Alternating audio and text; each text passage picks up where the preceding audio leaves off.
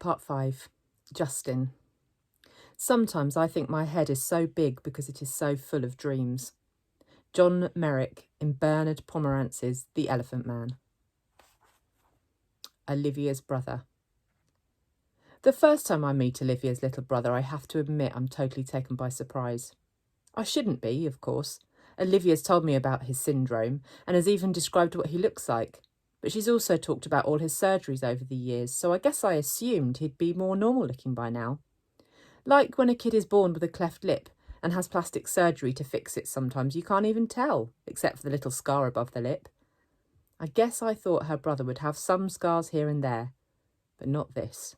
I definitely wasn't expecting to see this little kid in a baseball cap who's sitting in front of me right now. Actually, there are two kids sitting in front of me.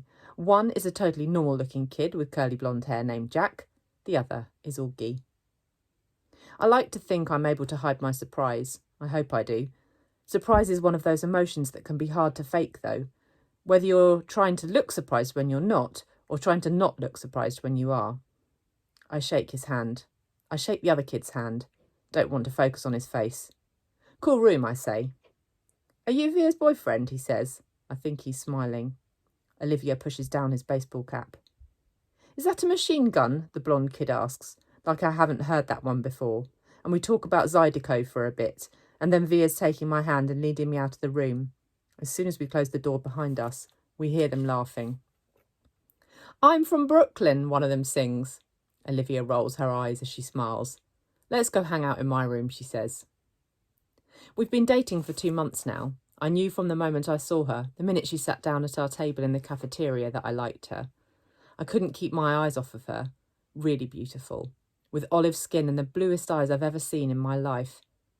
At first, she acted like she only wanted to be friends. I think she kind of gives off that vibe without even meaning to. Stay back, don't even bother. She doesn't flirt like some other girls do.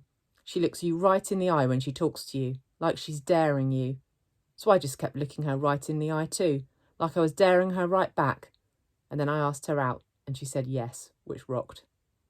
She's an awesome girl, and I love hanging out with her. She didn't tell me about August until our third date. I think she used the phrase, a craniofacial abnormality, to describe his face. Or maybe it was a craniofacial anomaly. I know the one word she didn't use was deformed, though, because that word would have registered with me. So what do you think? She asks me nervously the second we're inside her room. Are you shocked? No, I lie. She smiles and looks away. You're shocked. I'm not, I assure her. He's just like what you said he'd be. She nods and plops down on her bed. Kind of cute how she still has a lot of stuffed animals on her bed. She takes one of them, a polar bear, without thinking and puts it in her lap. I sit down on the rolling chair by her desk. Her room is immaculate. When I was little, she says, there were lots of kids who never came back for a second play date. I mean, lots of kids. I even had friends who wouldn't come to my birthdays because he would be there. They never actually told me this, but it would get back to me. Some people just don't know how to deal with Augie, you know? I nod. It's not even like they know they're being mean, she adds. They were just scared. I mean, let's face it. His face is a little scary, right?